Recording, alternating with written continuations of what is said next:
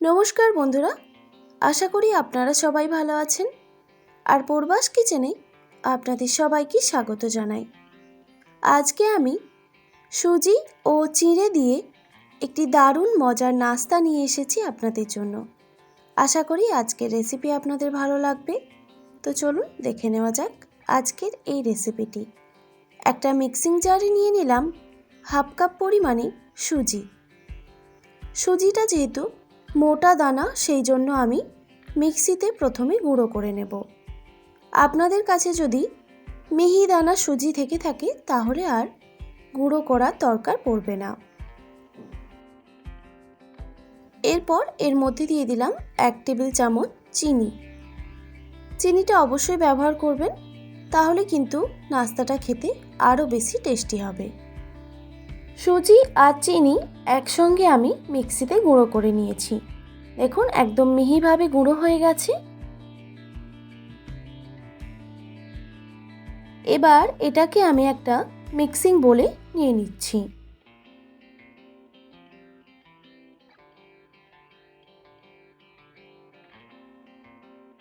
তারপর আর একটা বাটিতে আমি হাফ কাপ পরিমাণে চিড়ে নিয়েছি। আর চিড়েটাকে আমি পরিষ্কার করে বেছে নিয়েছি, কারণ চিড়েতে নানা রকমের নোংরা থাকে, সেইগুলো একটু পরিষ্কার করে নিতে হবে। তারপর পরিমাণ মতো জল দিয়ে চিড়েটাকে ধুয়ে নিতে হবে।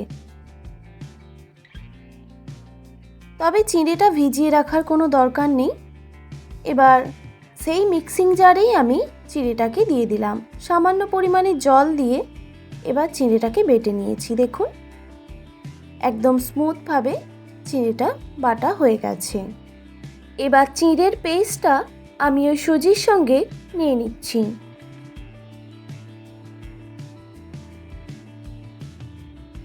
তারপর দিয়ে দিলাম হাফ কাপ পরিমাণে ফ্যাটানো টক দই,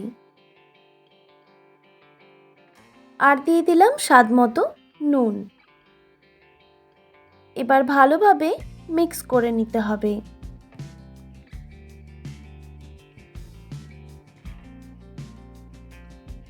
এটা অনেকটাই ঘন লাগছে ব্যাটারটা, সেই জন্য আমি মিক্সির মগ ধোয়া সামান্য পরিমাণে জল অ্যাড করলাম।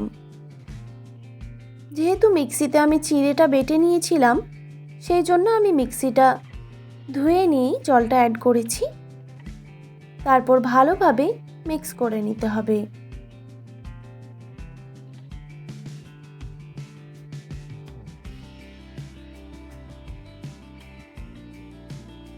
দেখুন বন্ধুরা, ভালোভাবে মিক্স করা হয়ে গেছে।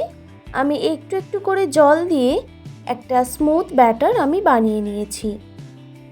এবার আমি এটাকে রেস্টে রেখে দেব প্রায় 10 থেকে 15 মিনিটের জন্য। 15 মিনিট পর ঢাকাটা সরিয়ে এবার ব্যাটারটা চেক করতে হবে। দেখুন বন্ধুরা, সুজিটা ফুলে গিয়ে অনেকটাই ব্যাটারটা গাঢ় হয়ে গেছে। তো নাস্তাটা বানানোর জন্য এই রকম ব্যাটার কিন্তু আমাদের লাগবে না, একটু পাতলা ব্যাটার লাগবে। এরপর ভালোভাবে একটা হাতায় করে আবারও আমি মিক্স করে নিচ্ছি, যেমন এর মধ্যে কোনো গুটি বা লাম্পস না থাকে। এরপর দিয়ে দিলাম 1 টিস্পুন বেকিং পাউডার আর 1 টিস্পুন বেকিং সোডা। এরপর সামান্য পরিমাণে জল দিয়ে দিলাম। তারপর ভালোভাবে মিক্স করে নিতে হবে। তবে আপনাদের কাছে যদি ইনো পাউডার থেকে থাকে তাহলে আপনারা ইনো পাউডার দিয়েও এই নাস্তাটা বানাতে পারেন।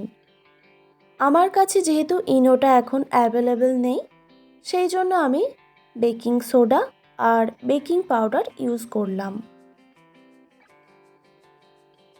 তারপর ভালোভাবে এইভাবে মিক্স করে নিতে হবে। দেখুন ব্যাটারটা একদম পারফেক্টভাবে রেডি। আর ব্যাটারের ঘনত্বটা ঠিক এই রকমই হবে।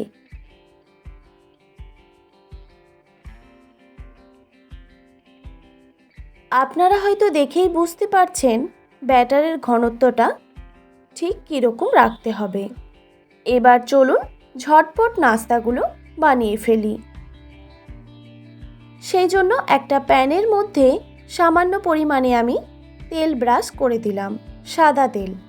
তবে আপনারা চাইলে কিন্তু ঘি বা বাটারও ইউজ করতে পারেন। প্যানটা যখন খুব ভালোভাবে গরম হয়ে যাবে, এক হাতা এইভাবে দিয়ে দিতে হবে। তবে ব্যাটারটা ছড়িয়ে দেওয়ার কোনো প্রয়োজন নেই। এইভাবেই দেখবেন খুব সহজেই ছড়িয়ে যাচ্ছে আর এই রকম ছিদ্রযুক্ত হয়ে যাচ্ছে। আর এই সময় গ্যাসের ফ্লেমটা হাই রাখতে হবে। আর কিছুক্ষণ পর গ্যাসের ফ্লেমটা একদম লোতে রেখে নাস্তাগুলো ভেজে নিতে হবে। যেহেতু এটা সুজি আর চিঁড়ে, সেই জন্য আমি খুব আস্তে করে উল্টে দিয়ে ওই অপর সাইডটাকেও সেঁকে নিতে হবে। তবে এই নাস্তাটা খেতে আরও বেশি ভালো লাগবে। যেহেতু সুজি আর চিঁড়ে দিয়ে আমি এই নাস্তাটা বানাচ্ছি, এই নাস্তাটা কিন্তু খুবই নরম আর সফট হবে। একটা নাস্তা রেডি হয়ে গেল। আমি আবারও একটা আপনাদের দেখিয়ে দিচ্ছি। গ্যাসের ফ্লেমটা হাই রেখে ব্যাটারটা দিয়ে দিতে হবে। তারপর যখন ওপরটা একটু শুকিয়ে আসবে, তখন গ্যাসের ফ্লেমটা একদম লোতে রেখে নাস্তাটা ভেজে নিতে হবে। আপনারা চাইলে কিন্তু বাচ্চাদের স্কুল টিফিনেও এইরকম একটি হেলদি নাস্তা বানিয়ে দিতে পারেন। আর বাচ্চাদের এতটাই পছন্দ হবে যে বাচ্চারা খুশি মনে খেয়ে নেবে। দেখুন ওপরটা কিন্তু শুকিয়ে এসেছে। তো আমি আস্তে করে এবার উল্টে দেব। আর অবশ্যই গ্যাসের ফ্লেমটা একদম লোতে রেখে।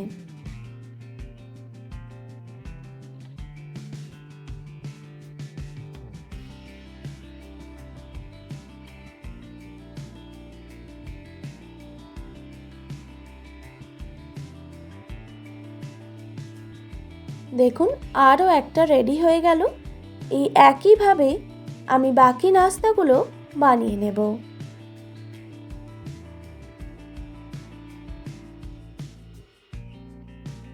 দেখুন বন্ধুরা, একে একে আমার সব নাস্তাগুলোই রেডি হয়ে গেল। আমার আজকের রেসিপি কেমন লাগলো একদমই কমেন্ট করে জানাতে ভুলবেন না। আর বাড়িতে অবশ্যই একবার হলেও ট্রাই করে দেখতে পারেন। দেখুন কতটা সফট আর নরম হয়েছে। আর এই নাস্তাগুলো খাওয়ার জন্য আমি 2 রকমের সস নিয়েছি। আপনারা চাইলে কিন্তু চাটনি দিয়েও এই নাস্তাটা খেতে পারেন। আশা করি আজকের রেসিপি আপনাদের ভালো লেগেছে। আর ভালো লেগে থাকলে অবশ্যই একটি like, comment, share and subscribe করে দেবেন। আর পাশে থাকা বেল আইকনটিও প্রেস করে দেবেন। তাহলে নিত্য নতুন রান্নার ভিডিওগুলি আপনাদের কাছে পৌঁছবে। আর যারা ফেসবুক পেজ থেকে আমার এই ভিডিওটি দেখছেন, তারা অবশ্যই পেজটিকে ফলো করে রাখবেন। ভালো থাকবেন, সুস্থ থাকবেন। দেখা হচ্ছে নতুন কোনো রেসিপি নিয়ে। আর এতক্ষণ আমার সঙ্গে থাকার জন্য আপনাদের সবাইকে অনেক ধন্যবাদ।